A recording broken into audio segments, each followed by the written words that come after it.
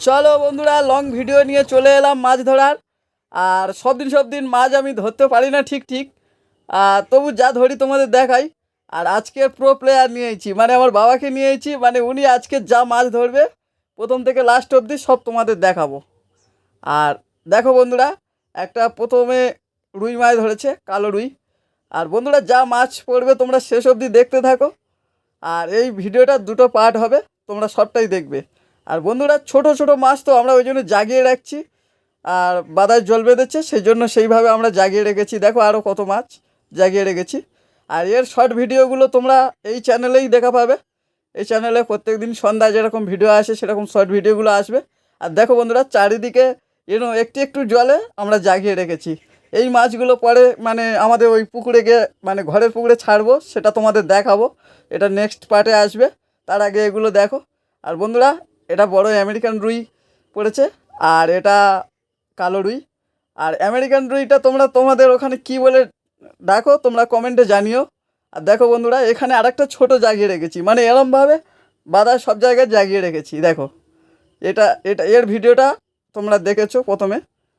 আর দেখো বন্ধুরা, এরকমভাবে জাগিয়ে রেখেছি, সব জায়গায় মাছ আছে। দেখো আরও এখানেও দেখো, এখানেও মাছ আছে, এরকম করে সব জায়গায় জাগিয়ে রেখেছি।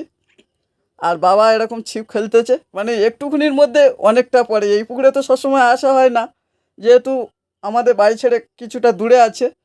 আর দেখো বন্ধুরা, বাবা ফের চেষ্টা করছে, আর ছিপটা নিয়ে চলে গেছে পুরো। একটু লক্ষ্য করে দেখো, মানে মাছ এত লেগেছে, টেনে নিয়ে চলে গেছে ছিপ।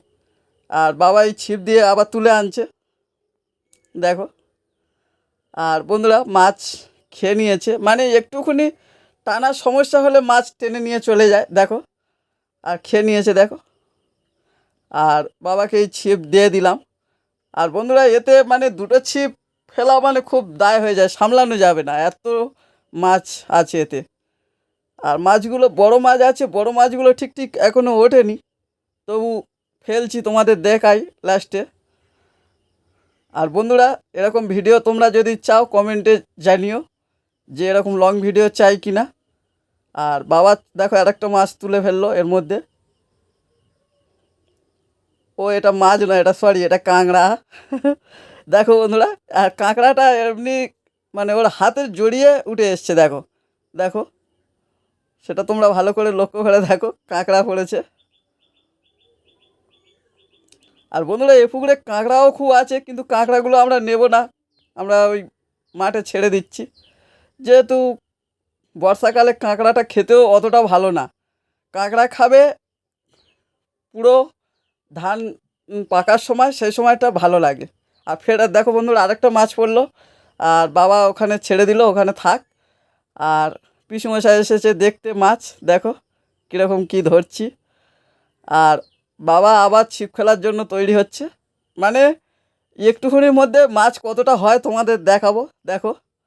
আর দেখো বন্ধুরা, আরেকটা মাছ পড়লো, বাবা টানাটানি করছে।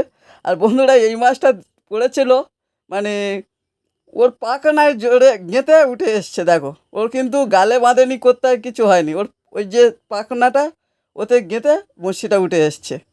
মানে মাছটা কোনো রকম খেতে এসেছিলো, খেয়ে পালাতে গিয়ে হয়তো সেরকমভাবে আটকে গেছে, দেখো।